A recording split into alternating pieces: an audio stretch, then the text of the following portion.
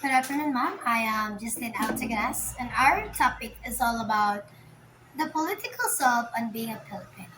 So today I'm going to discuss about the importance of social interaction and political self and development. So now let's define what is political self. So political self is a shape by socialization which occurs through interactions within various social groups. So, ang political self is ma-shape lang siya through socialization and mahitabo lang siya if we interact or socialize with other social group within our society. So, the political self is how we understand our place in our society and our views on governments and power. It doesn't develop in a bundle, but it is shaped by talking and living with others. So that is what we call political self. In political self, there are five groups that influence our political identity. These are we have the family, school, church, fears, and mass media. So now, let's define what is family. So family is a foundational institution that teach respect, responsibility, and political awareness from an early stage. So, because of our family, they are the one who teach us on how to socialize because our family is our first teachers. They teach us the basic rules like how to respect, how to take responsibility on something, and then which are important for being a good citizen.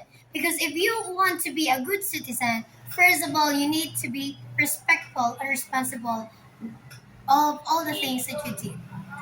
Secondly is schools. It promotes civic education and helps cultivate a sense of national identity and political responsibility. They teach us about the country, which is a civic, and make us feel like being belong to the nation. Because ang school, first is ang family ang mag-teach na to of respect. And then sa school, dito na naitabo nga ganang because of the school, we know or we discover something historical from the past. So, diha na to na learn sa school ang mga history sa ato ang Philippines that make us a Filipino people. Diba? So, moving on to the next topic is the church. The third thing that influence our identity and the politics is the church. Religious teaching often emphasize moral values that align with democratic ideas and responsible citizen. So these are a lot of religious groups in our country. We have Catholic, Muslim, and other religious groups. But religious groups often teach good moral values that help us understand what's right and wrong in a society and politics.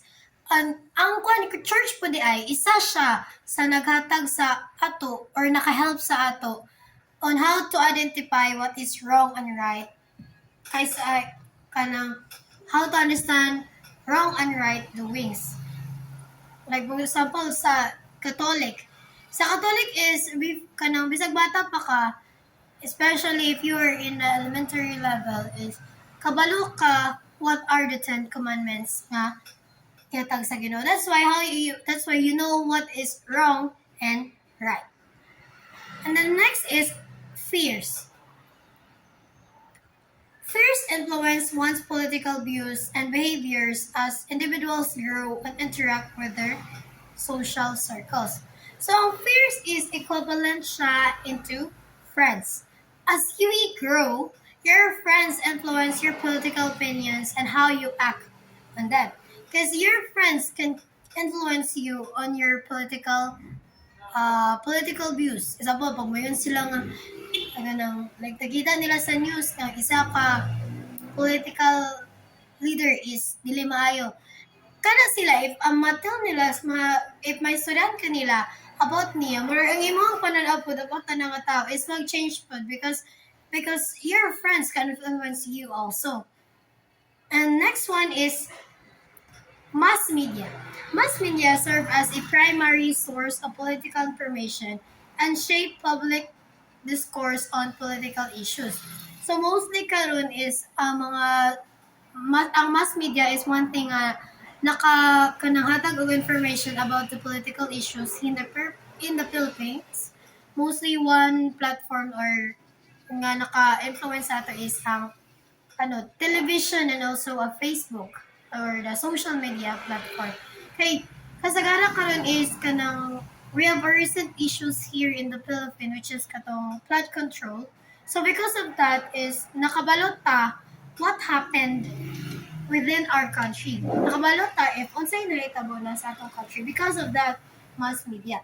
So mass media can also influence our political self because of the information that we get from the mass media. So next is who is a Filipino? So being a Filipino is more than just having a passport. It's about culture and history. So being ang pagiging Filipino is not just it's not only defined on the passport, but it is also about it is about culture and history. So these are the legal answers to citizenship that makes you legally a Filipino. A Filipino. First, if your mom or dad is a Filipino citizen, you can be a Filipino. And then you were born before 1973 to a Filipino mom and later choose to be a Filipino citizen. Fourth is you were naturalized, meaning you become a citizen following Filipino law. Filipino law. So now let's move on to the key aspects of Filipino identity. So we have the 5 aspects that help us identify a Filipino identity. First is the symbols. Second is histories. Third is rituals. Fourth is values. So first, let's define what is symbols. Symbols are the words, gestures, pictures, or objects that carry many meaning recognized by members of a particular culture. Example, the Filipino script. Alibata is a symbol of Filipino culture. It represents not only language but also the rich cultural heritage of the Philippines. So, ang Filipino script na nato before is what we called alibata that symbolize our Filipino culture. Kani siya is nag-represent ni siya dili lang tungod sa atong language but also sa kanang richness sa atong culture diri sa Philippines. Next is heroes. Are individuals who are admired for possessing qualities highly valued by a society and they serve as role models. So, Filipino heroes include national figures like Jose Rizal, who inspired the movement of Philippines independence, and modern icons like Manny Pacquiao and Lea Salonga, who have made significant contribution to Filipino pride on the world stage. So, example is Jose Rizal. Jose Rizal is considered a hero because of his intelligence, courage, and dedication to his country. His writing and action galvanized the Filipino people towards independence. So, isa si Jose Rizal sa atong heroes in the Earth Philippines. Na-hero siya because of his intelligence, courage, and dedication to our country nga imutang independent country. So next is rituals. Are collective activities that may seem unnecessary to achieve a specific goal but are crucial to the culture. They are considered socially essential and are often performed for their own sake, such as greetings, paying respect, religious ceremonies. One example of rituals is festivals or festa and street parades are common features in the Filipino culture.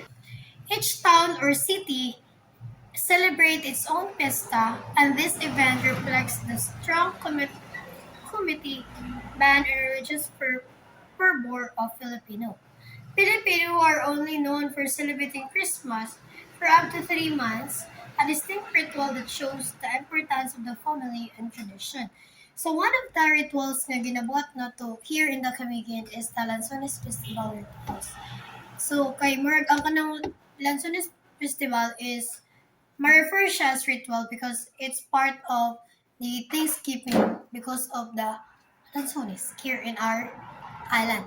And second food is Christmas, which is gonna celebrate na to as a Filipino in 3 months. Nag-start, 4 months, rather.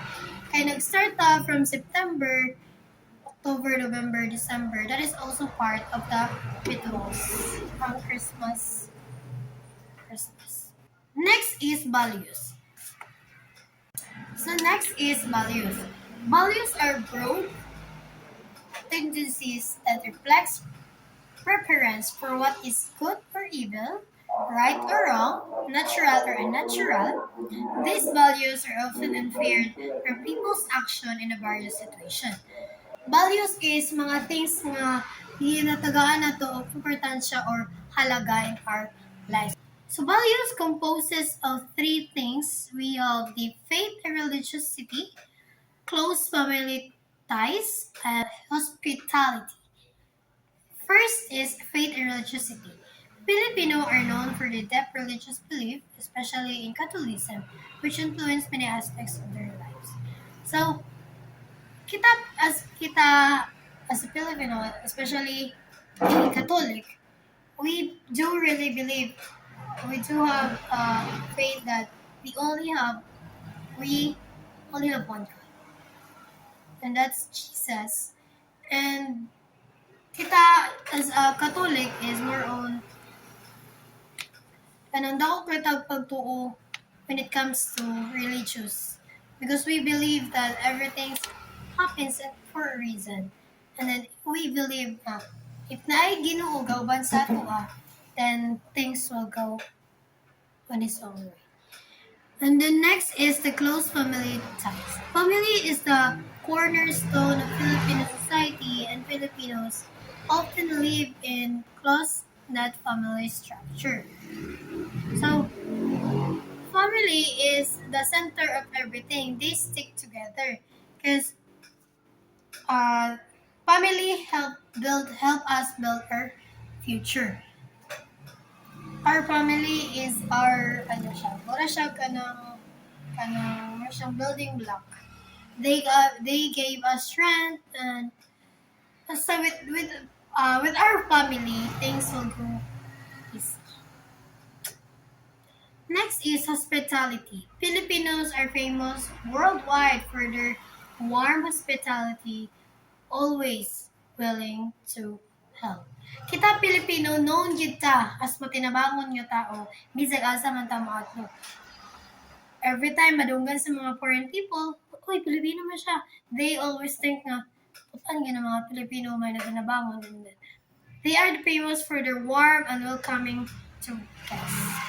We Filipino, famous kita nga matinabangon ta